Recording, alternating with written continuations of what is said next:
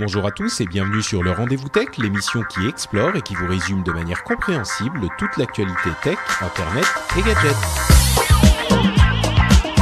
Bonjour à tous et bienvenue dans le Rendez-vous Tech, l'émission hebdomadaire où on vous résume toute l'actualité tech, internet et gadgets. Premier vrai, entre guillemets, épisode de 2019, donc bonne année à tous. J'espère que vos fêtes de fin d'année se sont bien passées et que votre nouvelle année commence magnifiquement. Si c'était pas le cas jusqu'à maintenant, je suis sûr qu'après cet épisode, ça va le devenir tout à coup, comme par magie, la magie du bonheur du podcast. Je suis Patrick Béja. Et aujourd'hui, j'ai le plaisir de recevoir, après une pause bien trop longue, l'ami Stéphane Leboisselier. Comment tu vas, Stéphane, aujourd'hui ? Salut Patrick, bonne année à tous les poditeurs qui nous écoutent. Effectivement, c'est vrai que ça fait un moment que j'étais pas venu. Et tout à l'heure, on en parlait en off et que ça fait quasiment 2 ans. Voilà. Donc, autant te dire que je l'écoutais dans ma voiture, je continue d'écouter le podcast et ça me manquait un petit peu de participer. Voilà. Ah, je comprends. Mais du coup, peut-être que tu peux te représenter pour les auditeurs qui ne se souviennent peut-être plus de toi ou qui ne t'ont jamais entendu. Oui, alors moi Stéphane Leboisselier. Alors à la scène, vous me retrouvez chez les amis de Studio Renegade, puisque j'anime l'émission Tech pour les barbus qui est Beats tous les 15 jours. Et puis je suis aussi youtubeur, donc j'ai ma chaîne d'impression 3D qui est Révolution 3D. Voilà. Et puis à la ville, je suis consultant en sécurité des systèmes d'information. Magnifique, c'est parfait. Et figure-toi que c'était pas du tout prévu, mais j'étais en train de préparer les noms des patriotes, des gens qui soutiennent l'émission à remercier pour cet épisode. Et quel est le premier nom sur lequel je suis tombé ? Je fais dans l'ordre. Eh bien, c'est le nom d'un certain Stéphane Leboisselier. Donc, double merci à toi. Et ça me donne l'occasion justement de remercier Stéphane Leboisselier, Lolo Perrier, Benito Camelo, Rudy Celli et Captain Haddock, ADHOC, bien sûr. Donc, merci à vous tous qui soutenez l'émission et qui lui permettez d'exister et qui vous lancez dans cette nouvelle année en faisant un beau geste envers cette émission que vous appréciez. Et si vous aussi, chers auditeurs, chers poditeurs, vous appréciez l'émission, je vous encourage à aller jeter un petit coup d'œil du côté de patreon.com/rdvtech pour voir si peut-être vous voudriez y contribuer, sachant que c'est le seul moyen pour l'émission d'être financée. Donc j'apprécierais beaucoup, si vous appréciez l'émission bien sûr, votre soutien. Donc c'est sur patreon.com/rdvtech.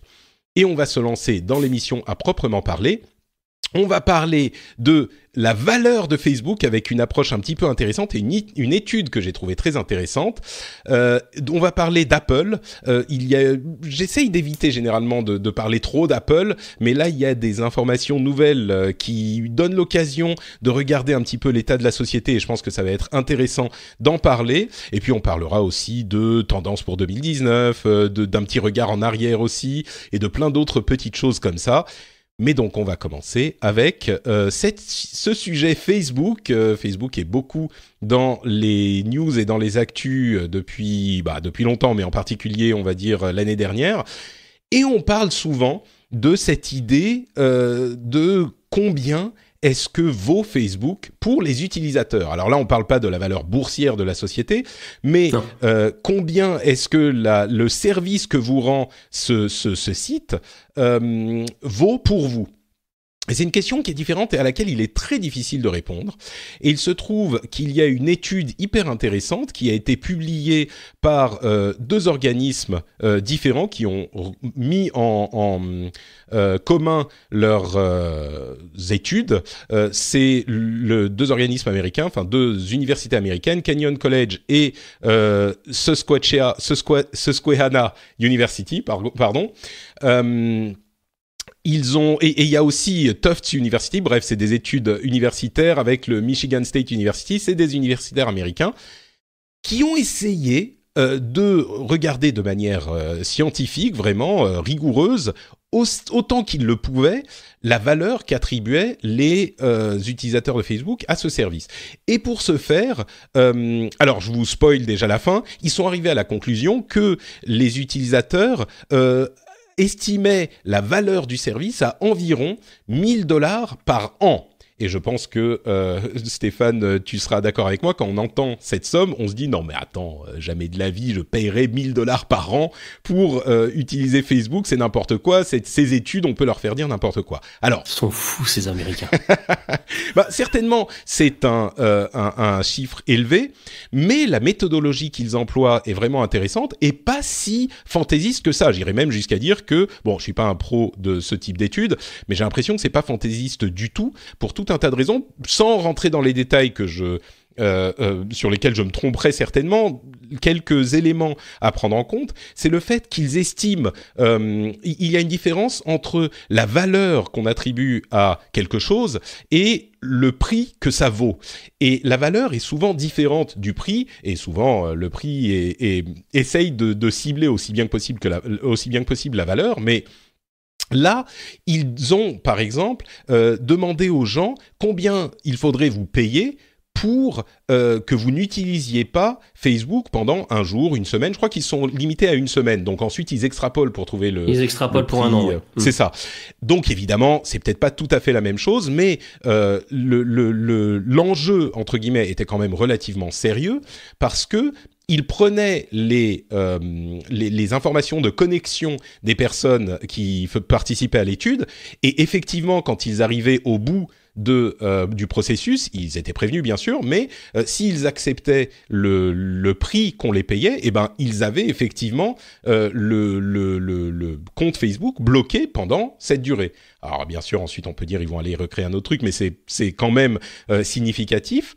Il y avait aussi tout un tas de systèmes de sécurité, genre on prenait le prix, et donc oui, ils étaient bloqués sur le service, donc leur compte était bloqué, mais ils recevaient aussi l'argent en question. Il y avait aussi un système pour limiter les choses fantaisistes, comme par exemple, on payait l'argent que la deuxième personne qui avait donné le plus, demandé le plus, avait demandé, de manière à ce que quelqu'un puisse pas dire je veux 1 million et qu'ils aient à payer 1 million. Il y avait aussi tout un tas de questions avant qui faisaient en sorte qu'on rentrait dans l'état d'esprit de l'étude et que c'était pas juste de but en blanc d'un moment à l'autre combien vous demanderiez pour... C'est pour habituer un petit peu les gens dans l'étude à cette idée que on demande la valeur du truc et placer les personnes dans un contexte un petit peu sérieux. Bref, tout un tas de trucs qui font que c'est pas juste une étude complètement fantaisiste, mais qui est quand même qui donne des résultats surprenants parce que admettons même qu'ils soient trompés et que les gens ne veuillent pas $1,000 pour s'arrêter d'utiliser Facebook, que ça soit moins ou un peu plus, ça donne une vague idée. Je suis curieux de savoir de ce que tu penses de l'étude en général et puis de la somme en deuxième plan, ou peut-être même de la somme en premier plan et de l'étude ensuite. Qu'est-ce que ça t'a inspiré, cette révélation ? Comme je te l'ai dit, hein, ils sont fous ces Américains. Non, alors avant de te donner mon avis, je suis désolé, j'avais une mission à remplir si je participais à un rendez-vous tech cette année. Hein, donc coucou Baptiste, voilà, il comprendra. D'accord, ok. Salut Baptiste, on lui fait tous des bises. Message personnel. Écoute, la démarche, j'ai trouvé la démarche quand même plutôt intéressante. Voilà, le fait il y a quand même beaucoup de questions qui se recoupent, etc. Ils ont pas sorti un chiffre comme ça d'une boîte à chapeau, tu vois. Donc j'ai trouvé ça intéressant. J'aime beaucoup la remarque en plein milieu de l'article qui dit attention, on n'est pas en train de dire à Facebook qu'ils doivent commencer à facturer les gens 1 000 € par an. ça m'a beaucoup fait rire. Après, enfin $1,000. Après, effectivement, je sais pas combien il faudrait me payer moi pour pas utiliser Facebook pendant 1 an, mais beaucoup moins cher, je pense. Mais c'est ça qui est intéressant parce que on sait pas vraiment. On se base tous sur nos impressions personnelles, des estimations un petit peu au doigt mouillé, et là, il y avait vraiment des conséquences à l'étude, et surtout, je crois que ce qui ressort de cette conclusion, c'est que si on nous demande combien vous serez prêt à payer pour utiliser Facebook, je pense que nous tous, et même les gens qui ont participé à l'étude, diraient jamais $1,000. Mais quand on dit combien il faut te payer pour que tu n'utilises pas Facebook, la question devient un petit peu différente. C'est compliqué parce que ça veut dire qu'il y a une dépendance à Facebook, tu vois, et qu'on doit te payer pour pas que tu l'utilises. C'est parce que Facebook te rend... en fait, justement... c'est ça qui est frappant, c'est que Facebook, on le sait tous, mais Facebook rend un service en échange de données personnelles, bien sûr, et de publicité, de ciblage publicitaire, mais Facebook rend un service aux utilisateurs. Et c'est la valeur de l'absence de ce service qu'on est en train de quantifier. Et du coup, c'est ça. C'est vrai que aujourd'hui, il y a beaucoup de gens. Peut-être que nous, on est un petit peu plus technophiles, on n'est pas forcément aussi friands de Facebook que d'autres, que des gens entre guillemets normaux. Je suis sûr que chez les auditeurs, il y a plein de gens qui se disent non, mais moi Facebook, je l'utilise tous les jours. Il y a plein de gens chez les participants à cette étude qui disaient oui, mais moi j'en ai besoin pour le boulot. J'ai des communications avec pour le networking, avec mon manager, avec ce genre de trucs. Mais il y a aussi des gens qui l'utilisent simplement pour rester en lien avec des membres de leur famille, des amis qui voient peut-être pas tous les jours. Et ça, c'est un vrai service qui est rendu. Moi, je suis curieux de la réponse que donneraient les auditeurs. Peut-être que même les auditeurs sont un petit peu plus technophiles, mais je suis sûr que ça serait pas une somme complètement triviale non plus qu'il faudrait les payer chez les gros utilisateurs de Facebook, comme il y en a beaucoup dans le monde, pour qu'ils arrêtent complètement de l'utiliser. Alors, ce qui est étonnant, c'est que Facebook fait quand même face à, je sais plus, ils sont à 31 scandales pour l'année dernière, je crois. Quelque chose comme ça, ouais. Quelque chose comme ça. Voilà. Donc on sait que ils font de l'argent avec nos données personnelles. Bon, quelque part, on l'accepte. Ce qui est étonnant, c'est que malgré tout ça et le fait qu'ils soient dans la tourmente, les gens, il y a une certaine encore addiction à Facebook. Je rappelle pour info que si on veut rester en contact avec sa famille, il y a aussi quelque chose qui s'appelle le téléphone. Mais tu sais, c'est la réponse que donnent de nombreuses personnes. Et je crois que c'est un petit peu une réponse de vieux con. Sans vouloir te traiter de vieux con. J'aime bien faire mon vieux con. Mais... Après, non, mais tu peux envoyer des photos par SMS, etc. Alors c'est vrai que là, tu touches tout le monde tout de suite. Mais aujourd'hui, enfin, de là à dire il faudrait me payer pour ne pas utiliser Facebook, tu vois, je trouve... Quel est ton... Est-ce que tu utilises Twitter, toi ? Ouais. Ok, peut-être que Twitter est un meilleur exemple. Est-ce que tu serais prêt à abandonner Twitter du jour au lendemain sans compensation financière ? Ouais. Ah bon, ok. Par contre, Instagram peut-être pas. Ah, voilà. D'accord. On a chacun notre, on a chacun nos trucs. Mais non, mais c'est intéressant. Du coup, Instagram est un service qui te rend service de Facebook, bien sûr. De Facebook, c'est ça qui est rigolo. Est-ce que tu serais prêt à abandonner si je te dis demain, bon bah je te file 10 € et tu n'utilises plus Instagram pendant 1 an? Ah oui, non, mais je le fais. D'accord. Tu le fais, c'est-à-dire que tu prends les 10 €? Je le fais sans prendre les 10 €. Je le fais. Par contre, ça me poserait certains problèmes. Mais Facebook et Twitter aussi. C'est-à-dire qu'il faudrait que je trouve une solution pour pallier au manque de communication que je vais avoir. Et c'est ça le problème. Les mails et les SMS, ça pallie pas à tous les services qui te rendent. Non, parce que, enfin, moi, aujourd'hui, j'utilise, surtout Instagram, Twitter et Facebook pour ma chaîne YouTube, par exemple. Et clairement, là, j'aurais un gros outil de communication en moins. Tu vois. Voilà. Après, avec ma famille, etc., je pense que j'arriverai à m'en sortir, mais c'est vrai que du coup, ça couperait contact avec des amis. Mais j'ai écouté un podcast la semaine dernière dans la voiture, et quelqu'un qui disait que justement, il avait coupé Facebook depuis quelques temps, et il y avait silence radio parmi ses amis pendant un moment, et il comprenait pas. Et puis, petit à petit, ses amis ont commencé à lui envoyer des textos. Salut, tu vas bien? Ah, tu vas plus sur Facebook? Donc il leur a dit non, voilà, j'ai décidé de moins l'utiliser, etc. Et du coup, il a repris contact avec ses amis par téléphone, par Skype, etc.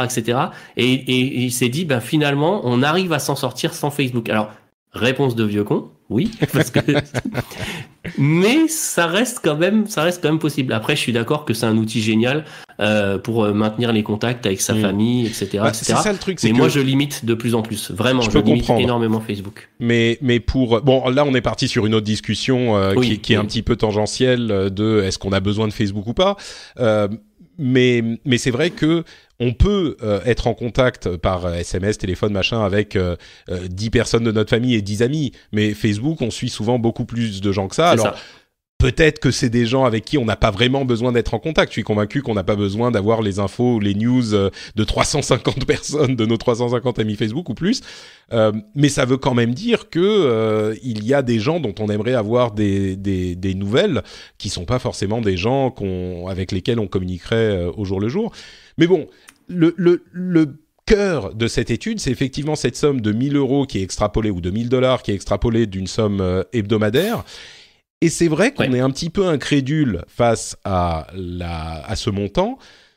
Mais, alors, encore une fois, je suis pas académicien, je saurais pas vous dire si l'étude est vraiment fiable ou pas. Elle a l'air vraiment d'être sérieuse. Et il y a un moment où la réalité de la science doit aussi indiquer des choses sur notre jugement. Quand on arrive à une telle somme, ça doit bien vouloir dire que quelque part, au moins pour certains utilisateurs, peut-être qu'ils sont pas dans nos cercles ou dans nos bulles, on accorde une valeur bien plus importante que ce qu'on pouvait imaginer à ce type de service. Et nous, quand on plaisantait, on disait si Facebook devenait payant, machin, les gens pourraient. T'imagines, il faudrait, chaque utilisateur en fonction des pays rapporte genre 10, 12, 15 € par mois. Donc ça veut dire qu'il faudrait payer au moins ça. Mais c'est de la folie, jamais personne ne le ferait. Je pense quand même que c'est vrai, mais il n'empêche que cette étude nous indique quelque chose de beaucoup plus. J'ai presque envie de dire effectivement un petit peu préoccupant, parce que comme tu le disais, ça veut dire qu'il y a une, j'aime pas le terme addiction, mais en tout cas une sorte de monopole qui fait qu'on n'a pas vraiment d'alternative. C'est ça en fait surtout. Hein. Après on peut le prendre comme ça, ou on peut le prendre en disant aujourd'hui il y a quand même un vrai besoin de maintenir le contact avec des gens qu'on connaît plus ou moins, les gens de sa famille, etc. Hein. C'est pour ça on peut définir certains critères et pas partager tout avec tout le monde. Donc ça c'est plutôt bien. Donc il y a un besoin qui est là. Aujourd'hui c'est Facebook qui apporte une solution à ce besoin. Peut-être que demain et il y a une autre solution qui va émerger. Mais en tout cas, cette somme-là, pour moi, ça veut dire qu'effectivement, il y a, au sein de la société, au moins des gens qui ont été interrogés, un réel besoin. Oui, ça c'est effectivement. Si on veut réduire la conclusion à son plus simple dénominateur commun, c'est effectivement l'expression d'un vrai besoin qui dépasse la fantaisie ou un petit peu une envie de distraction. Ça rentre dans le domaine du besoin, là, je pense qu'on est d'accord. D'ailleurs, Microsoft a un projet qui est intéressant, un projet un petit peu secret, qui a été levé par, je crois, c'est Mary-Jo Foley. C'est le projet Bali, qui tente de construire un système où les utilisateurs ont la capacité de visualiser et de contrôler et de monétiser leurs données personnelles. Alors c'est un projet peut-être qu'il ira nulle part, hein, on ne sait pas très bien, mais c'est un truc, ça a déjà été imaginé par d'autres personnes. Si je ne m'abuse, je crois que Tim Berners-Lee a lancé a créé une société dans ce but-là, mais c'est aussi une idée qui est dans l'air depuis un moment et qui est hyper intéressante. C'est de se dire comment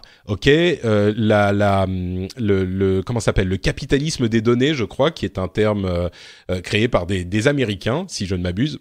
Mais donc toute cette économie des données capitalistes qui vise à utiliser ces données comme monnaie d'échange pour accéder à des services, pour jouir de certains services, et ben peut-être qu'il y a une autre manière de la présenter, une manière qui donne plus le contrôle aux utilisateurs, et c'est ce que tente visiblement de mettre en place Microsoft.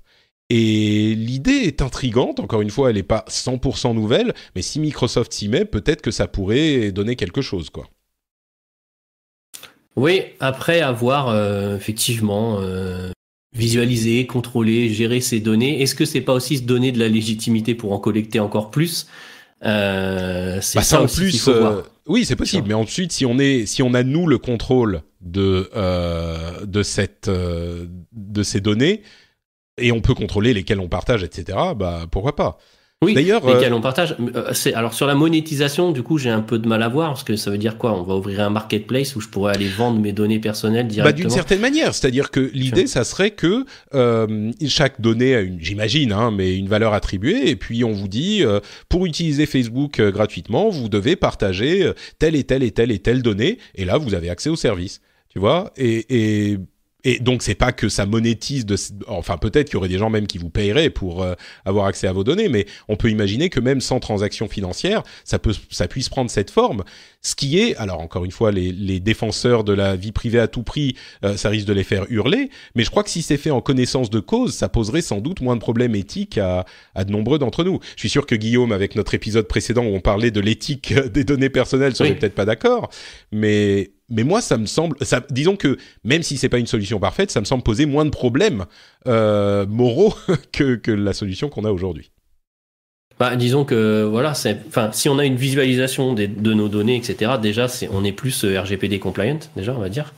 Ça, la visualisation, en théorie, c'est possible partout. Hein. On peut aller voir sur tous les services qu'on utilise quelles données ils ont et même les supprimer si on veut. Donc ça, c'est déjà possible. Sauf que pour le vivre au quotidien, parce que c'est un peu mon métier, et puis en ce moment, je fais beaucoup de RGPD.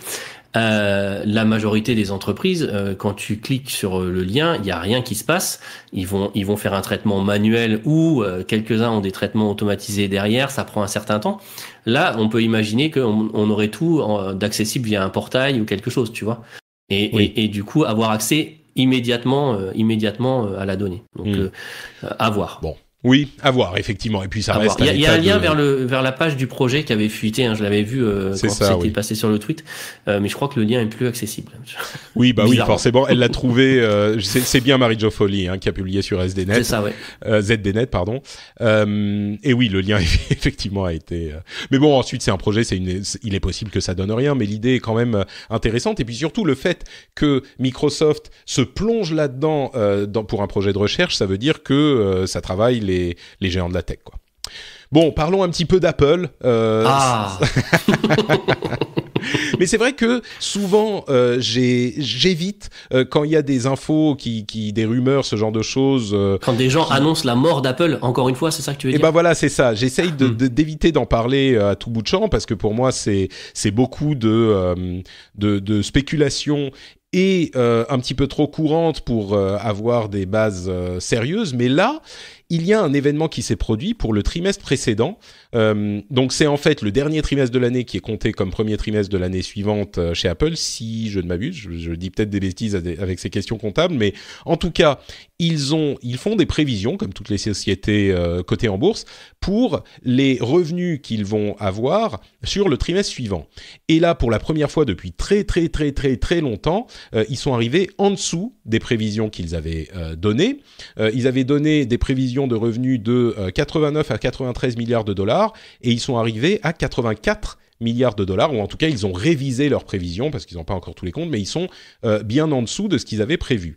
Évidemment, l'action a chuté, je crois qu'elle est maintenant à quelque chose comme 700 millions de dollars, sachant qu'il y a moins de 6 mois elle était à 1 milliard, donc bon, la bourse c'est la bourse, mais c'est hyper intéressant parce que c'est donc la première fois depuis longtemps que ça arrive, et surtout ça dénote d'un certain nombre de choses, comme le fait que Apple, comme Samsung d'ailleurs, et d'autres, n'ont pas vu venir la chute de revenus de Chine, qui, entre parenthèses, d'après ce que je comprends aujourd'hui, a presque une attitude patriotique envers les téléphones mobiles, et que le fait d'acheter Apple, dans le contexte de la guerre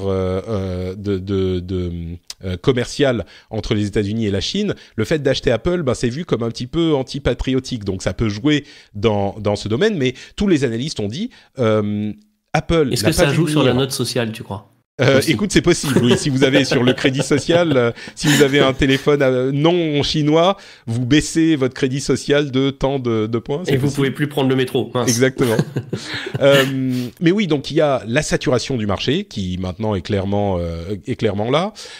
Les problèmes en Chine et ces grosses tendances qu'ils n'ont pas vu venir, et surtout ça pose la question de l'avenir d'Apple de manière peut-être. Je pense que maintenant on a suffisamment de recul pour pouvoir se poser la question de manière à dépasser simplement l'idée Steve Jobs est plus là, donc tout va merder, et donc Apple est foutu, ce qui était un petit peu ridicule il y a quelques années encore. Surtout que Tim Cook a réussi à faire grossir la société et les revenus de la société de manière significative. Mais là, on arrive à un stade où Steve Jobs est mort depuis un moment, on commence à avoir une vision sur l'évolution de la société. L'iPhone reste l'énorme majorité des revenus de cette boîte.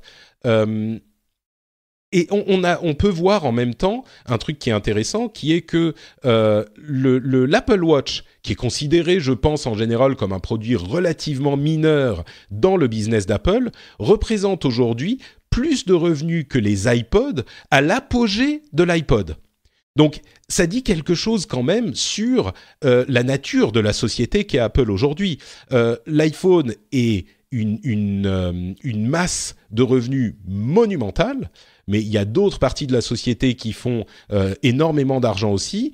À l'époque où Apple révolutionnait le monde de la musique avec l'iPod, j'ai pas l'impression que on disait Apple c'est une petite société. Et aujourd'hui, rien que l'Apple Watch, ça représente plus d'argent que l'iPod à l'époque. Donc c'est bon, ça a été il y a 15 ans aussi, mais il n'empêche. Ouais, voilà, autre temps, autre mœurs, j'ai envie de dire. C'est sûr, mais encore une fois, en fait, le problème d'Apple, c'est un petit peu l'iPhone, j'ai l'impression. C'est tellement énorme l'iPhone que on a l'impression que enfin, si l'iPhone va pas, Apple va pas. Et c'est vrai, ça c'est vrai. Si l'iPhone ne va pas, Apple ne va pas. Mais si on regarde l'état de la société et l'avenir de la société, est-ce qu'il est raisonnable de se dire qu'Apple va réussir à reproduire ce succès ? En tout cas, clairement, là, ils y sont pas arrivés. Ils ont pas l'air d'être en chemin pour y arriver.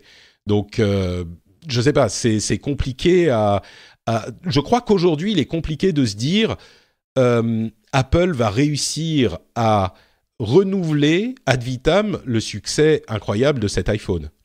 Mais j'ai du mal à y croire aussi. Hein. Tu sais, tout marche plus ou moins par cycle.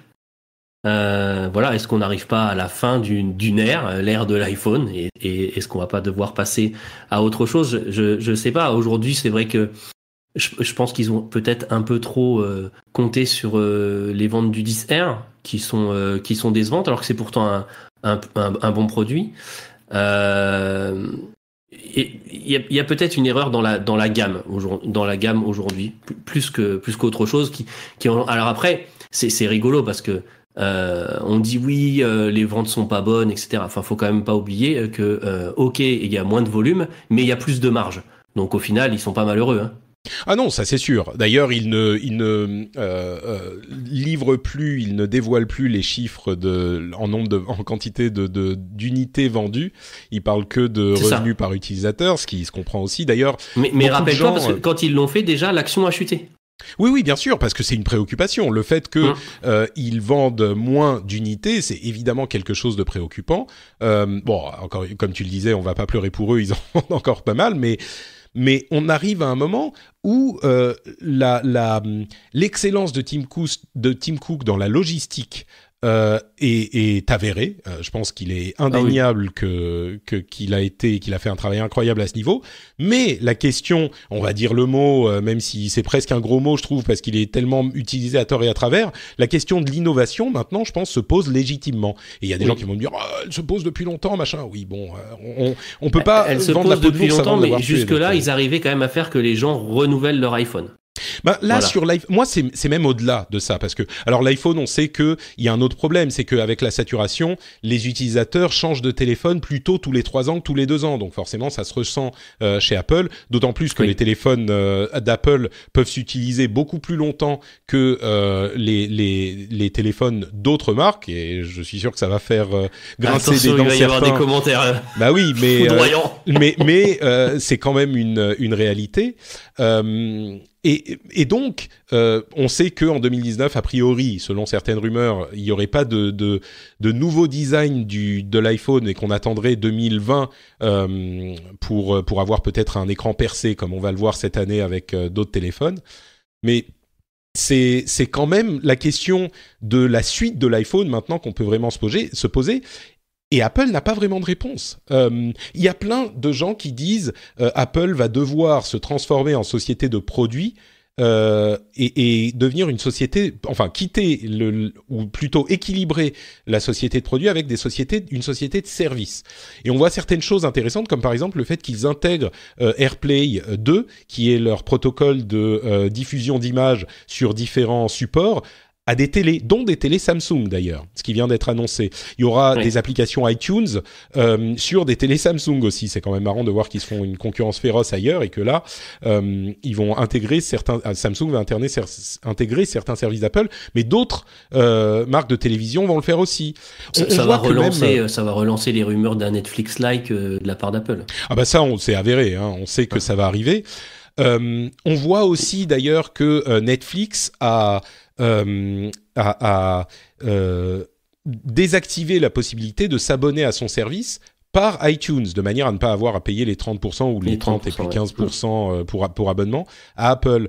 Parce qu'on n'a pas fait Molotov encore. Oui, bon, toujours. Le problème, c'est que tu peux le faire quand tu as atteint une certaine masse critique. C'est compliqué à faire quand tu es une société, enfin quand tu es 99% des sociétés qui utilisent les services d'Apple, qui ont d'ailleurs une certaine valeur puisqu'ils distribuent votre app, etc.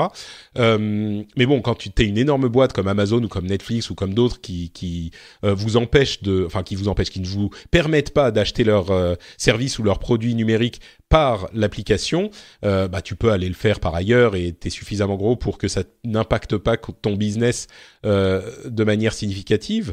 Mais oui, donc ça veut dire encore que Apple n'est pas focalisé sur cette ou pas encore focalisé sur cette idée de service. Et qui vont peut-être devoir le faire. Alors il y a encore le fantasme de la voiture sur laquelle ils travaillent et d'autres choses, mais oui, la télé. Là, oui. Après, il y a des vraies choses sur lesquelles ils travaillent. Hein. La maison connectée, ils y travaillent avec HomeKit. Il y a quand même des choses. Il y a quand même des choses très sympas. Ouais, mais tout ça, tu sais, c'est pas un nouveau Mac, c'est pas un nouvel iTunes, c'est pas un nouvel iPod, c'est pas un nouvel iPhone, c'est pas, même si c'est pas un énorme succès comme l'iPhone, c'est pas un nouvel iPad. Et l'Apple Watch, oui, c'est sympa, mais là encore, on reste c'est marrant de dire ça, mais l'Apple Watch, c'est pas un succès incroyable, alors que, effectivement, ils ont... quand on voit les chiffres, effectivement, c'est quand même plutôt pas mal. Et alors, a priori, il paraît que la prochaine génération sera absolument géniale. Voilà. Ça, c'est ce qu'on dit de tous les produits Apple. Non, alors là, c'est... tu as tes sources c'est une source d'un fournisseur d'électronique chez Apple qui a dit qu'effectivement, la prochaine génération, là, ils ont changé légèrement le form factor et après, ils passent la seconde sur les fonctionnalités et apparemment, ça devrait être vraiment sympa. Oui, du coup, j'ai pas changé la mienne. Je me méfie de ce genre de rumeurs parce que quand c'est des fournisseurs qui te disent ça, ça peut parfois être pour faire mousser leur image à eux. Mais bon. Bref. Il m'a dit, n'achète pas l'actuelle, achète la prochaine. D'accord. Donc, alors qu'il fournit déjà pour l'actuelle. Hein. Donc, j'ai acheté l'actuelle. Bon, ok, d'accord. Mais tu me la revendras. C'est pas... Oui, c'est ça. Donc, voilà, une réflexion sur Apple qui reste un petit peu vague, mais je crois qu'on arrive là à une étape où ces problèmes-là, si on parle d'un point de vue purement financier, qui a son importance aussi, ces problèmes dans le marché chinois, les problèmes de saturation sont significatifs et on a suffisamment de temps pour voir où est Apple au niveau de l'innovation, et je crois que s'il y a des choses intéressantes, les AirPods par exemple, c'est un gadget, mais c'est hyper bien designé, hyper bien conçu. Pour moi, c'est un succès, un vrai succès au niveau technologique. Mais bon, moi, pour la première fois, en tout cas, je regarde tout ça et je me dis, là, on arrive à un point où on peut légitimement se poser la question. Donc, oui, c'est ça. Donc après, quel tournant est-ce qu'ils vont prendre ? Je pense qu'effectivement, on est à la fin d'un cycle. Est-ce qu'ils vont se tourner plus vers le service et continuer à faire des produits, mais peut-être moins investir dedans ? Ou alors, est-ce qu'ils ont dans leur banette un nouveau produit révolutionnaire qui vont pouvoir présenter et qui va relancer la machine. Voilà. Aujourd'hui, effectivement, on est en attente de voir la suite. Mais c'est intéressant. Bon, tu sais, je voudrais parler un petit peu du passé. Et je voudrais parler d'un truc qui s'est passé en 2008, très précisément, le 18 décembre 2008, à 8h12, à 20h12 spécifiquement. Essayez de réfléchir un petit peu vous-même dans votre tête. Qu'est-ce qui s'est passé le 18 décembre 2018 à 8h12 du soir ? Bon, vous trouverez pas. En fait, 2008, t'as dit 2008, pardon, 2018. 2008. Oui, bah vous trouverez pas parce que c'est un tweet que j'ai envoyé en fait. Donc c'est un tweet. Non, mais ça m'a fait quelque chose parce que c'est un tweet où je disais et c'est un utilisateur de Twitter qui l'a fait remonter. C'est un tweet où je disais en anglais.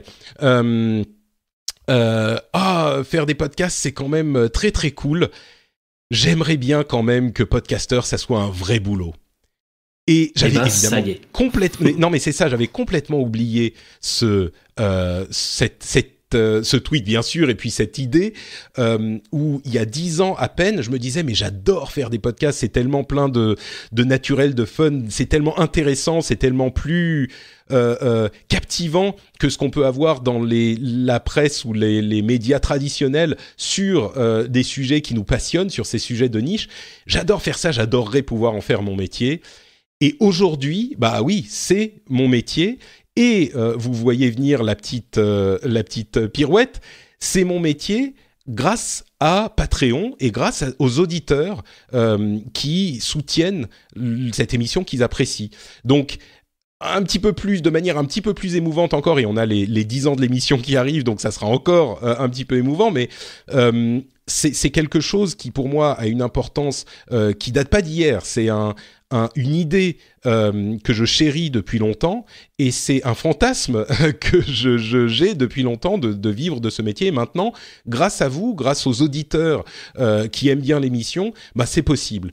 Donc c'est pas juste pour moi que je vous dis oui, bien sûr pour moi. Si vous appréciez l'émission, il y a plein de gens qui le font déjà sur patreon.com, comme je le disais tout à l'heure. Il y a plein de gens qui le font déjà. Mais si vous appréciez l'émission, je vous encourage à soutenir ce que vous appréciez. Vous allez sur patreon.com, vous prenez une bonne résolution pour l'année, c'est de permettre à ce type de médias d'exister sans avoir recours à de la pub. On parle souvent des problèmes que posent les business models tournés sur la pub. Et ben vous pouvez faire quelque chose. Bonne résolution, comme moi je le fais d'ailleurs. Je paye énormément de trucs pour permettre aux médias que j'apprécie de vivre, de se reposer un petit peu moins sur la pub, même si certains ont de la pub aussi, et je le fais aussi beaucoup par Patreon. Donc je vous encouragerai à jeter un petit coup d'œil, patreon.com/rdvtech. Je suis un petit peu biaisé peut-être, mais ça me paraît être une bonne résolution pour 2019. Très très bonne, d'autant que je vais en rajouter une couche. Aujourd'hui, si vous cherchez un petit peu dans le milieu du podcast ce qui se passe, et notamment aux États-Unis, il y a des gens qui essayent de pouvoir insérer des pubs directement de manière dynamique dans le MP3 des podcasteurs, etc. Donc si vous ne voulez pas que ça arrive, si vous voulez continuer à avoir des émissions intègres, voilà, c'est le meilleur moyen effectivement de soutenir vos podcasteurs préférés. Le lien est dans les notes de l'émission, patreon.com/rdvtech. Bon, passons aux news et rumeurs, et on va parler un petit peu des tendances pour 2019. Bon, c'est un exercice un petit peu obligé quand la nouvelle année s'ouvre. Et allez, bingo. Voilà, exactement. Mais parfois, c'est aussi un petit peu périlleux, parce que on a tendance à se planter. Mais alors j'ai mis quelques articles dans les notes de l'émission que d'ailleurs certains patriotes ont accès aux notes de l'émission au palier $5. Vous n'oubliez pas que c'est un outil très pratique si vous faites de la veille ou si vous voulez aller plus loin. Vous pouvez accéder aux notes de l'émission si vous êtes à ce niveau. Mais bon, bref, j'ai quelques articles là qui en parlent. Pour toi, quelles sont, on va dire, les 2 tendances de 2019 qui seront importantes ? Malheureusement, c'est les 2 premières que tu as mis. D'accord. Alors là, on va manger du pliable dans tous les sens. Alors, je vais regarder ça avec un œil amusé, je pense, parce que je pense qu'il va y avoir des idées très très bonnes. Et il va y avoir du grand n'importe quoi. Donc quand tu dis pliable, c'est des téléphones pliables, bien sûr. Smartphones, etc., etc. Donc on a déjà vu fuiter quelques idées qui semblent intéressantes, notamment un téléphone qui se déplie, mais il est en 3, donc il y a l'écran de face, et après derrière en fait il y a 2 parties qui viennent de l'arrière et qu'on peut replier, ça fait une espèce de tablette. Du coup ça c'est intéressant parce que les pliures sont pas franches, mais peuvent maintenir un arrondi, ce qui abîme beaucoup moins l'écran.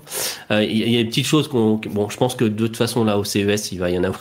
Il va y avoir des choses de montrer, voilà. Et puis après, effectivement, tout ce qui est IA à fond.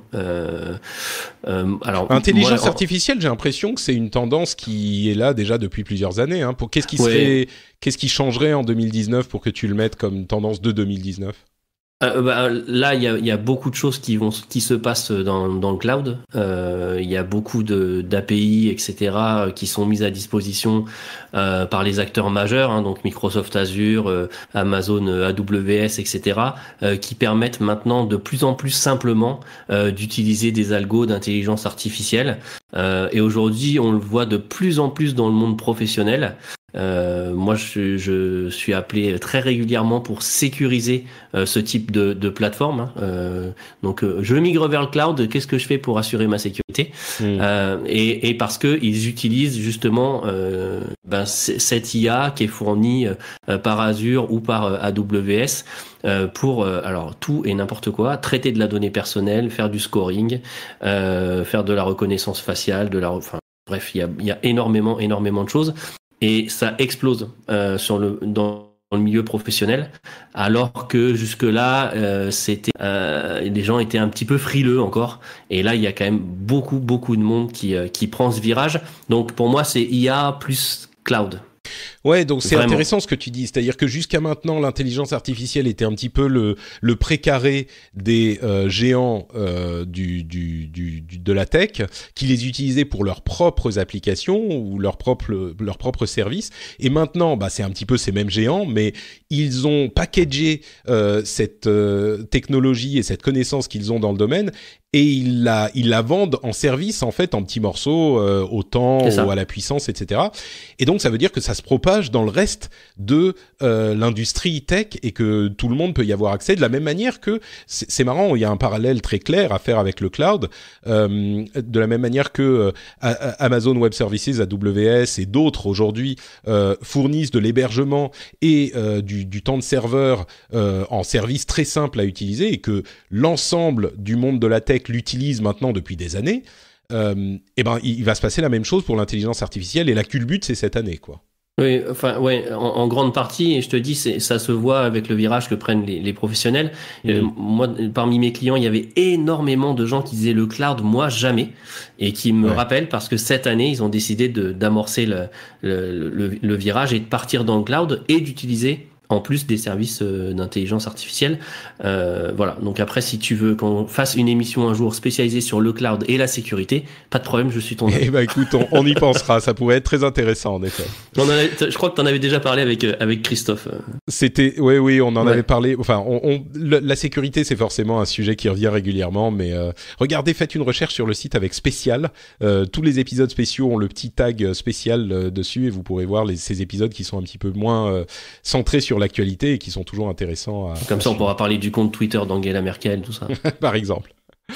Moi, j'ajouterais un truc que j'ai envie de mettre et en même temps pas envie de mettre, c'est la 5G. Je crois que cette année, ça va pas être l'année où elle va arriver pour tous les utilisateurs, mais par contre, on va voir les premiers téléphones 5G vraiment être commercialisés, même s'il y en a, je crois, déjà eu, possiblement. Mais en tout cas, il y en aura une bonne batterie. Je pense qu'Apple va, comme toujours, être un petit peu en retrait. Ils ne sortiront leur téléphone 5G qu'en 2020. Mais au-delà des tests, les premières commercialisations vont arriver aussi. Elles seront évidemment très limitées géographiquement et même dans l'implémentation de la puissance. On va voir les premiers termes marketing d'ailleurs qui vont avoir des sortes de 4G+, renommés. On va surtout voir les tarifs les premiers tarifs. Les premiers abonnements, oui, c'est ça. Qui vont crever le plafond, je pense. Et c'est un peu...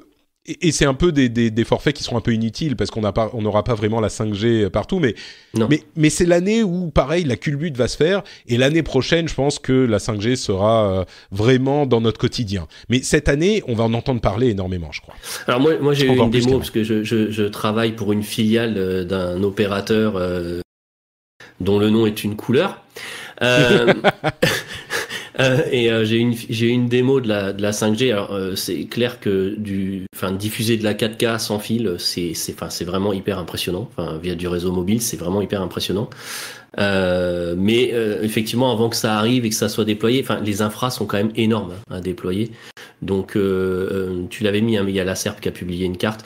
Nous, on a reçu les vœux là cette année de Stéphane Richard qui dit voilà, ça y est, cette année on amorce la 5G et avec les villes qui sont élues, hein, pour les premiers tests.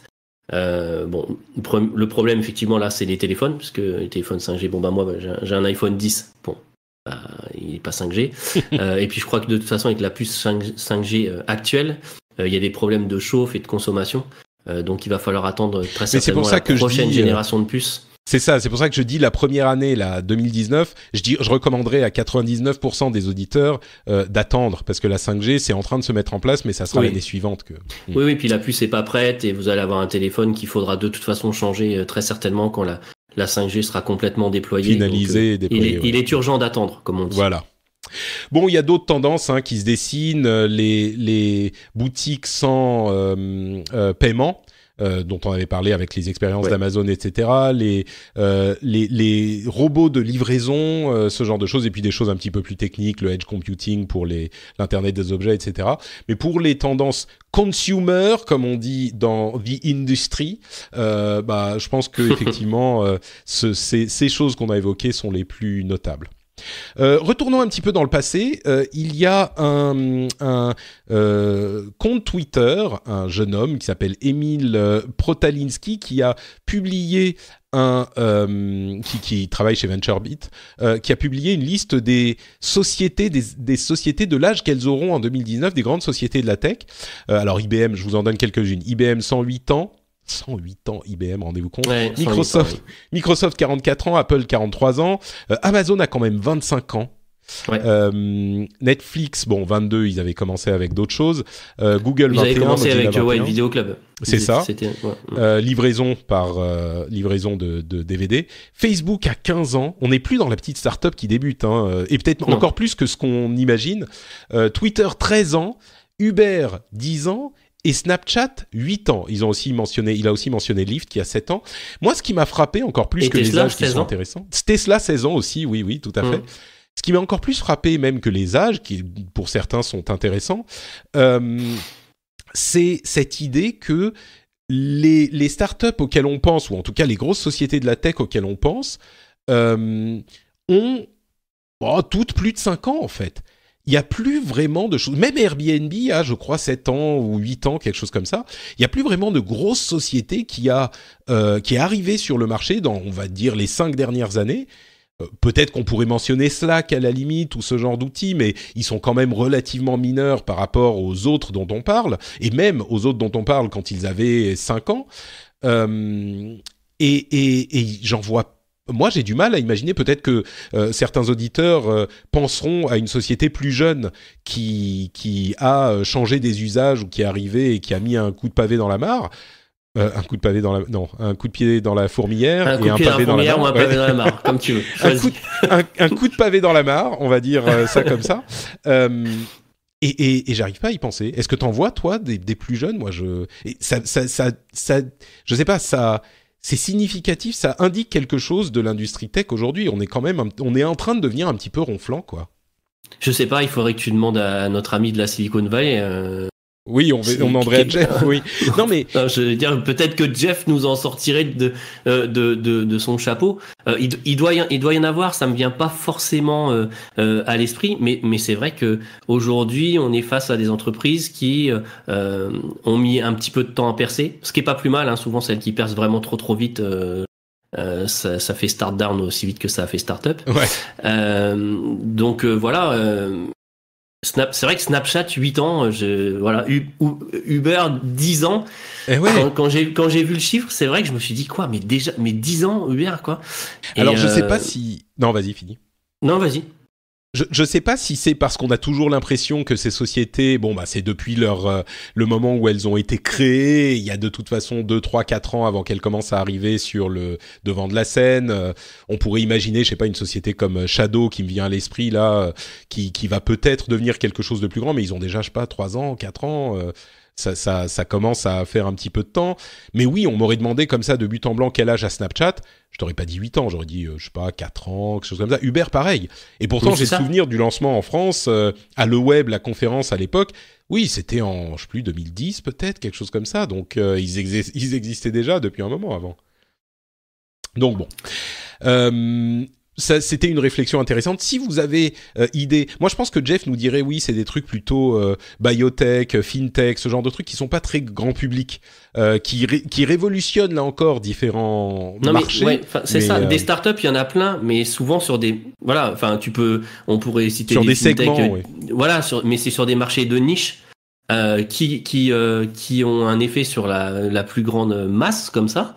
Là, j'en ai pas d'autres qui me viennent effectivement à l'esprit. C'est vrai, ouais. D'ailleurs, un petit mot pour signaler que Windows 10 a atteint 39,2% de part de marché mondiale et a enfin surpassé Windows 7 qui est désormais à 36,9%.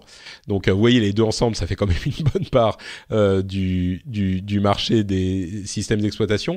Mais voilà, Windows 10, il a été lancé quand ? Il y a 5 ans, Windows 10 peut-être ? Attends, je vais vérifier parce que maintenant Fais un check. Non, 3 ans, 4 ans. 4 ans peut-être. 4 ans. Bon, Windows 10 lancé en 2014, 4 ans donc. Même un peu plus. Voilà. 4 ans avec pas toujours que des wins. Hein. C'est vrai. Mais bon, c'est bon. Bref, on va pas repartir sur Windows 10, mais c'est intéressant. La dernière mise à jour en date a un petit peu peiné à arriver, mais voilà. Tiens, parlons un petit peu, puisqu'on parle du futur, c'est pas des choses qui ont changé le paysage de la tech, c'est pas des nouveaux entrants, et ça peut-être que c'est à mettre en rapport avec ce dont on parlait tout à l'heure, mais évidemment les enceintes intelligentes ont pris une place importante dans le marché de la tech ces dernières années, ces 2 ou 3 dernières années, même si moi j'ai toujours du mal à leur trouver des usages. Je suis clairement dans la minorité, puisque aux États-Unis en tout cas, 41% des utilisateurs ont désormais une enceinte intelligente, et c'est à comparer à environ 21% en 2017. Donc on a eu une croissance, un parc installé qui a doublé en un an, ce qui est énorme quand on pense que ça correspond à aujourd'hui plus d'un tiers, presque la moitié des utilisateurs aux États-Unis qui ont des enceintes connectées. Et à ce propos, Amazon a annoncé qu'il y avait dans le monde 100 millions d'appareils avec Alexa installés, qui ont été vendus, et ce à quoi Google a répondu qu'ils avaient 1 milliard d'appareils qui ont Google Assistant. Alors là, on parle pas juste mais bon, c'est téléphone compris. Voilà, bien sûr. Mais c'était 500 millions en mai 2018. Donc, en moins d'un an, ils ont doublé la base en mettant Google Assistant partout, bien sûr. Mais... Et Amazon va doubler ou tripler la base puisque ça va être intégré à Windows 10. Tu vois, c'est vrai. Tout à fait. Voilà. Oui. C'est vrai que j'avais pas pensé à ça, mais là, je pense que Amazon, ils vont pouvoir les retacler Google derrière en disant, nous, on est présent sur tous les Windows. Voilà. C'est vrai. Voilà, bref. Oui, alors, je tiens à te rappeler, tu trouves pas d'usage aux enceintes connectées. Je tiens à te rappeler que tu as justifié l'achat de ta nouvelle Apple Watch en disant que tu avais besoin d'une lampe torche pour la nuit. Hein. Je te le rappelle. Je vais jamais m'en sortir de cette. Tu sais que tout le monde, à chaque fois que je parle d'une Apple Watch pour une raison ou une autre, quelqu'un m'envoie, sur Twitter ou Facebook ou en message privé, machin, on m'envoie des photos de lampe torche et tout. Donc, je comprends. Je suis désolé de faire partie de ça. Non, mais... Moi, j'ai une Bernadette, comme on l'appelle chez Studio Renegade, pour éviter que ça déclenche chez tout le monde. Voilà, donc... oui, j'ai dit non plusieurs fois, je suis désolé si ça a provoqué des choses. Amazon Echo. Moi, je m'en sers un petit peu pour la domotique. Voilà, essentiellement. Après, pour écouter de la musique, parce que finalement, on a une enceinte dont le son est pas trop mal. Voilà, je trouve ça plutôt pas mal. Effectivement, il y a pas mal d'usages à venir. D'ailleurs, j'ai un petit message personnel à faire passer à nos amis d'Amazon. Pourquoi est-ce que la Skills iTunes Apple Music est dispo sur le store américain et qu'elle tarde autant sur le store français, s'il vous plaît. Scandaleux. Merci. Voilà, c'est scandaleux. Voilà. Ouais, mais c'est effectivement, il y a plein de gens qui en ont l'usage. Hein. D'ailleurs, à chaque fois qu'on en parle dans l'émission, il y a des auditeurs qui viennent en commentaire me dire ah oui, mais moi j'utilise pour ça dans la cuisine le matin, pour le truc, c'est génial. Dans la cuisine, pour tout ce qui est timer, etc. C'est intéressant. Je sais pas si t'as vu, il y a aussi une horloge qui est sortie, alors qui parle pas, mais qui intègre Alexa et qui permet de voir le timer en temps réel avec des petites LED, etc. Qui coûte une trentaine de dollars. 37 ou enfin moins de $40 on va dire. Donc je pense que tout ça va gentiment se développer et que les usages, tu as raison, hein, quelque part les usages sont encore à trouver. Voilà, mais il y a plein de gens qui. Il y a d'ailleurs, c'est la stratégie d'Amazon de fournir ces kits dont on avait parlé à l'époque où ils les ont annoncés, de manière à ce que n'importe qui puisse intégrer Bernadette dans leurs appareils. Ouais. Et du coup, c'est sûr que ça va continuer. Il y a un autre usage dont certains auditeurs m'avaient parlé. C'était peut-être d'ailleurs Cédric Ingrand qui me l'avait mentionné, mais les enfants qui savent pas encore lire et écrire, qui peuvent du coup interagir très facilement avec les appareils, simplement en parlant. Et c'est vrai que moi, j'y avais pas pensé, mais bon, d'ici quelques temps, je risque d'avoir cet usage aussi, oui. Avec le petit qui grandit. Alors, moi, les enfants le font, et pour des recherches Internet, par contre, je les corrige. C'est-à-dire que alors, moi, là, ça pose un vrai problème, enfin, éthique, non, pas éthique, mais si tu veux, le problème, c'est, tu vas poser la question à ça ou à Echo, enfin voilà, à ton enceinte connectée, et tu vas lui dire, je sais pas, quelle est la couleur du cheval blanc d'Henri IV, d'accord ? Elle va te répondre, mais elle va te donner une réponse. Un moteur de recherche va t'en donner 10. Tout à fait, mais c'est ce dont on parlait avec Guillaume justement à l'épisode précédent sur ces questions d'éthique. C'est un vrai problème, ça donne une réponse et ça change la manière dont on perçoit la recherche d'informations. Ouais. Et donc toi, tu fais quoi ? Tu leur dis non mais allez alors la petite elle a 5 ans donc je lui dis rien, mais par contre mes grands qui sont plus grands, enfin le grand a 12 ans, je lui dis non, tu vas sur Google et tu regardes et tu vas voir que tu as différents points de vue, etc. et fais-toi ton propre avis. Et voilà, j'essaye de les éduquer dans ce sens, parce qu'effectivement ça peut poser des problèmes. Et effectivement, maintenant que je te le dis, je me rappelle de l'émission d'avant où vous en avez parlé. C'est intéressant parce que tu diriges ton grand sur Google qui va revenir en disant « Ah, papa, regarde, j'ai vu sur superconspiration.net que le cheval blanc d'Henri IV, en fait, il était marron. Donc, tu vois bien, je me fais mon propre avis. » Je te dis Google parce que machinalement, c'est Google. Mais depuis un peu plus d'un an à la maison, la page par défaut, c'est point. Ah, bah écoute, voilà. Très bien. On en parlait justement. Oui, je sais, c'est pour ça, je te dis. Voilà. Bon, parlons un petit peu d'autres choses. Le Samsung Galaxy S10, il y a eu une sorte de leak qui a été publié. Donc on aurait effectivement la confirmation que, alors il y a plusieurs versions de l'appareil, mais il n'y aurait pas on en avait déjà parlé, mais il n'y aurait pas d'encoche, mais simplement un petit trou en haut à droite de l'écran avec une unique caméra et il y a plusieurs, c'est les S10 Beyond 1, Beyond 3, Beyond 10, je sais plus comment ils vont les appeler, mais effectivement donc il y aurait sans doute, que je dise pas de bêtises, un lecteur d'empreintes digitales sous l'écran et un écran presque bord à bord, puisque l'encoche est supprimée. Et à côté de ça, on a le Nokia 9 PureView qui confirme ces 5 caméras, ces 5 appareils photo à l'arrière pour toutes sortes de choses incroyables qu'il ferait grâce à ces 5 appareils photo. Ça me laisse dubitatif. Ouais. Bon. Vraiment, hein. Tu sais, en fait, là, j'ai enlevé la coque de mon iPhone 10. Et du coup, maintenant, quand je le pose, J'ai cette espèce de truc qui me gêne là avec les. Ah, mais écoute, tu seras content du Nokia puisqu'il est entièrement plat à l'arrière. Alors ouais, c'est vrai qu'il est entièrement plat parce que cette année il y a quand même une grosse tendance. Alors je sais pas si t'as vu le leak d'un futur iPhone avec trois objectifs aussi. J'ai vu effectivement. Ouais. Voilà. Ah bah c'est aussi une tendance dont on aurait pu parler, les objectifs qui se multiplient, mais. C'est ça. Bon, moi quand on voit ce que fait un Pixel. Sans faire de pub pour Google, mais voilà, quand on voit ce que fait un Pixel avec un seul capteur, mais juste avec de l'intelligence artificielle, j'ai envie de me dire, voilà. Et Marion ne dira pas le contraire, si tu veux faire des vraies photos, achète-toi un appareil photo.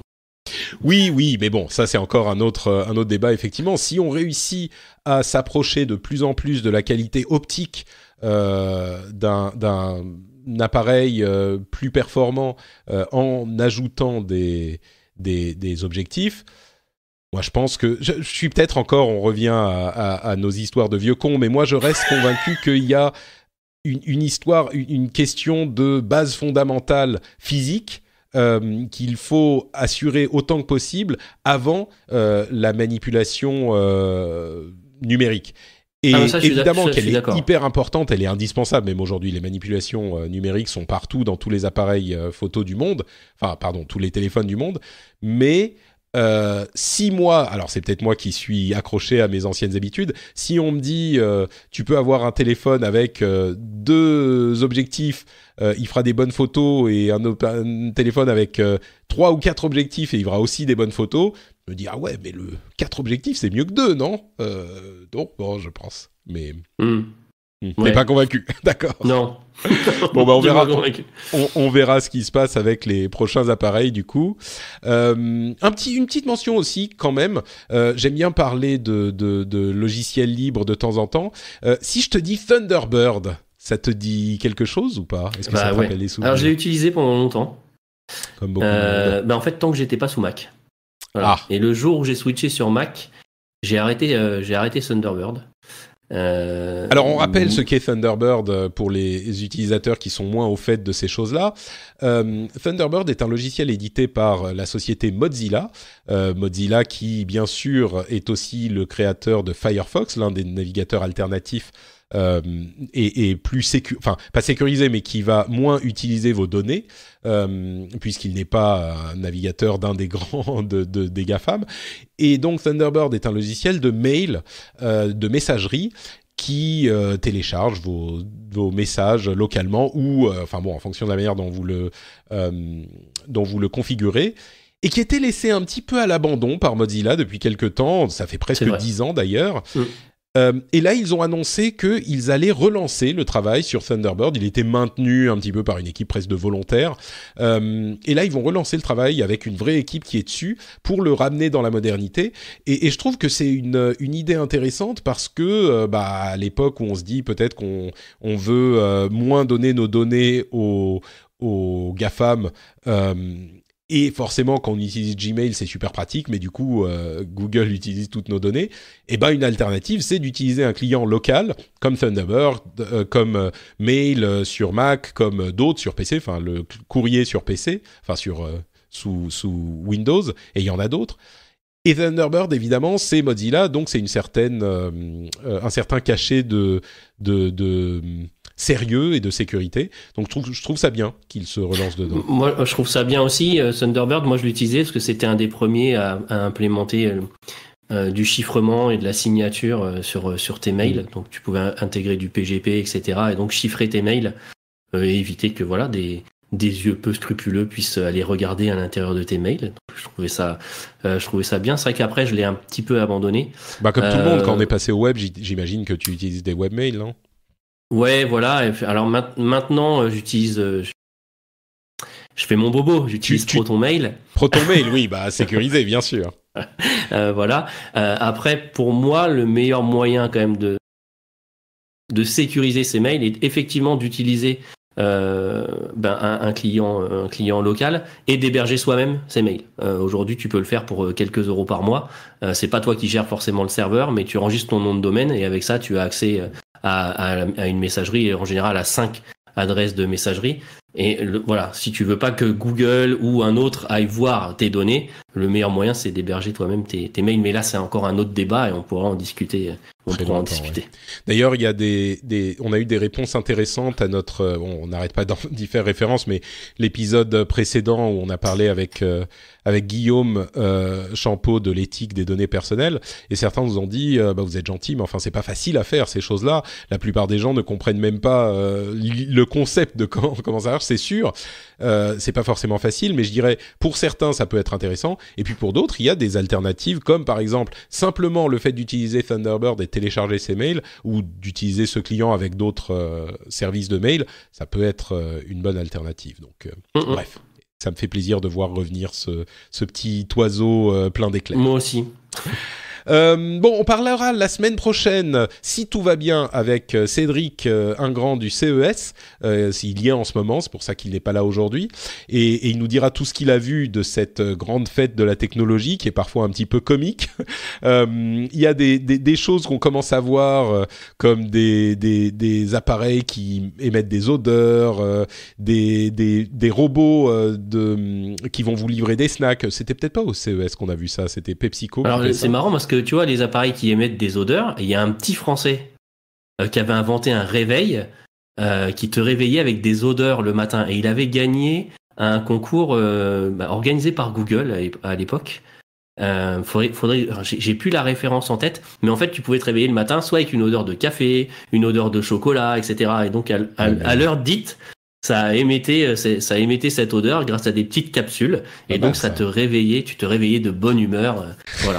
Avec les bonnes odeurs. Et c'est là, tu vois, c'est quand ce genre d'appareil sera vraiment démocratisé. Enfin bon, le Smellotron, on en parle depuis très très longtemps, mais quand ils seront vraiment démocratisés, que les gens vont faire attention à leur sécurité informatique. Parce que le jour où tu te fais hacker ton Smellotron et que tu te réveilles avec des odeurs non désirées, je peux te dire que tout à coup, tes mots de passe, tu les sécurises, hein. Alors, si tu vis à Mimizan, comme moi, parce que j'habite dans les Landes à Mimizan, à 1 heure de Bordeaux, il y a une papeterie chez nous, tu vois, qui émet une odeur absolument infernale. Et donc, la pulpe, oui, tu veux dire... Voilà. Et cette nuit, je me suis fait réveiller par l'odeur de papeterie, et effectivement, j'aurais pu croire qu'on avait hacké mon Smellotron, tu vois, voilà. Bon, je voulais quand même mentionner une chose du CES, peut-être qu'on en reparlera, mais c'est l'annonce de Nvidia des nouvelles GeForce 2060. Vous vous souvenez de ces nouvelles cartes graphiques qui permettent d'avoir des rendus de qualité incroyable. Alors là, c'est une gamme un petit peu en dessous, qui est quand même en prix de vente conseillé $350, donc on n'est pas à des tarifs abordables. Ouais. Mais surtout, ce qui est intéressant, c'est la série des RTX 20 pour les portables, parce qu'il y a énormément d'utilisateurs de portables qui aimeraient bien jouer et avoir des utilisations gourmandes en calcul graphique. Et donc, pour moi, l'arrivée de cette série sur portable est encore plus importante que la série des cartes individuelles autonomes, enfin pas autonomes, mais des cartes pour PC, qui va intéresser quelques gamers comme moi, mais pas forcément, qui d'ailleurs vont attendre la série suivante, je pense, mais oui, pas forcément. Moi, tu vois, j'ai une GTX 1070 dans un portable, mais c'est une vraie GTX 1070, c'est pas une version portable, c'est une vraie GTX 1070. Oula. dans un ROG. Oui, bah alors clairement, je suis rarement sur batterie, mais ouais, c'est un peu le problème aussi qu'on avait avec les cartes graphiques, c'est que très souvent la version portable, elle avait des perfs largement dégradés par rapport à la version PC, sur la série précédente, donc les 1070, 1080, 1060, ils ont justement amené les performances mobiles presque au niveau, on va dire à 80% du niveau des performances de bureau. Et a priori, ils continuent la tendance avec la nouvelle série des RTX 20, mais c'est intéressant parce que pour les portables, ça a toujours été le talon d'Achille des portables, ces performances graphiques en retrait. Et donc là, on peut espérer que ça sera moins le cas que ça ne l'a été par le passé. Donc ouais. Voilà, si vous voulez. Puis ça sera bien pour les nouvelles télé Sony 77 pouces qui ont été annoncées en 8K. Oui, c'est vrai que l'autre tendance du CES, et là je suis sûr qu'on en parlera, c'est les télé 8K, dont l'utilité là se pose encore plus même que pour les enceintes connectées. Mais disons que vu le peu de contenu 4K qu'on a, le 8K, voilà, ce qu'ils disent, c'est que ils upscale de manière significativement améliorante. J'invente des mots. Le contenu 4K. Et enfin, ce qui est rigolo, c'est qu'ils nous ont vendu la 4K en disant qu'ils upscalaient le 1080p en 4K aussi, tu vois. Enfin, voilà.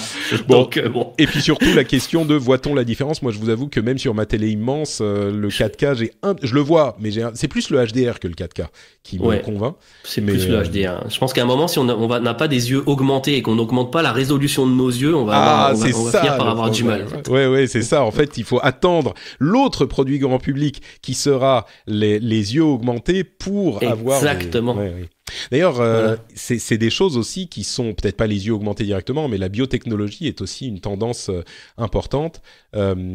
J'ai lu plusieurs bouquins de Yuval Noah Harari, qui est un philosophe. Vous avez sûrement entendu parler Homo Deus, Homo Sapiens, et 21 leçons pour le 21e siècle. Hyper intéressant. Et il parle beaucoup de ça, justement, de la biotechnologie et de la manière dont ça va révolutionner. Puis dans les pays nordiques, ils aiment bien, hein. Les puces sous la peau, etc. Puces sous la peau, oui, tout à fait. Ça commence à émerger pas mal. Je ne sais pas si tu as vu, juste pour finir, le tacle, on parlait de la 5G tout à l'heure, le tacle c'est T-Mobile à AT&T. Non, j'ai pas vu. AT&T a balancé des captures d'écran de téléphone avec marqué 5G, tu sais, au niveau du réseau opérateur pour le CES. Et donc, tout le monde sait que c'est du bullshit. Et du coup, T-Mobile. T-Mobile a mis un post-it sur le haut de leur téléphone avec marqué 9G. J'ai trouvé ça assez excellent. C'est sûr, on est vraiment dans cette période où la mienne est plus grosse que la tienne. C'est ça, et où surtout on peut pas se fier à ces questions marketing. On se souvient que la 4G avait été marketée comme 4G alors que c'était de la 3G plus du comment ça s'appelait déjà HTMA, HTH. J'ai oublié les termes, mais oui bon. HSPA. HSPA, voilà. Mais bon, bref, la 5G, je pense qu'on va en manger cette année et j'espère qu'on pourra être là et vous expliquer si ça en est vraiment ou pas. D'ailleurs, la 5G, il y a plein de normes différentes, donc c'est un petit peu compliqué. Mais ça va être tout pour cet épisode, pour cette semaine. Un grand merci à toi d'avoir été avec nous, Stéphane. Est-ce que tu peux nous dire où on peut te retrouver ? Tu parlais de Beats. Est-ce qu'il y a d'autres choses que tu fais aussi ? Oui, alors @lbstéphane sur Twitter si vous voulez me suivre à titre perso. Sinon, effectivement, vous pouvez me retrouver tous les 15 jours dans Beats des amis de chez Studio Renegade. Et si vous vous intéressez à l'impression 3D, j'ai ma chaîne YouTube qui s'appelle Révolution 3D sur laquelle vous trouvez des tests de machines, des tutos, etc., etc. Est-ce que ça a pas un peu fait pchit l'impression 3D ? Je vais te demander ça, t'es un enthousiaste de l'impression 3D, mais c'est vrai qu'y compris dans l'émission, il y a 3 ans, on en parlait énormément, et 4 ans, et aujourd'hui, c'est pas partout, hein. On pensait que les machines coûtant moins cher, etc., ça s'installerait chez les consommateurs finaux, et ça s'est pas vraiment produit, donc...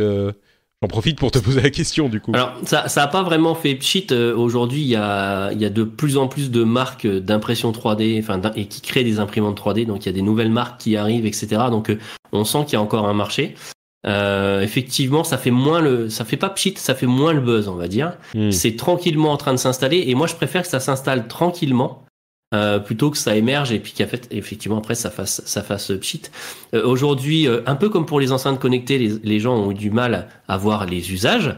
C'est aussi pour ça que j'ai créé ma chaîne, parce que j'avais envie d'essayer de montrer les usages. Bon, il se trouve qu'on m'a trop vite fait confiance et du coup j'ai fait plus de tests de matériel que d'usage vraiment de l'impression 3D, donc j'essaye de réinverser la tendance.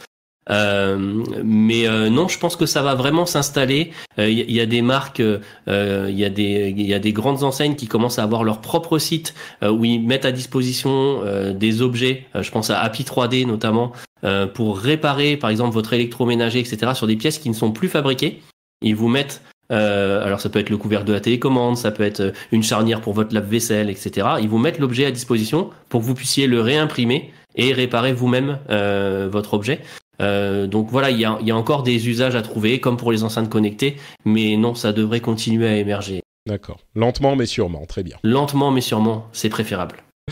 Bon, donc merci beaucoup Stéphane. Pour ma part, c'est NotePatrick sur Twitter, Facebook et Instagram. Vous pouvez m'y suivre pour avoir mes pérégrinations, des rapports sur mes pérégrinations quotidiennes.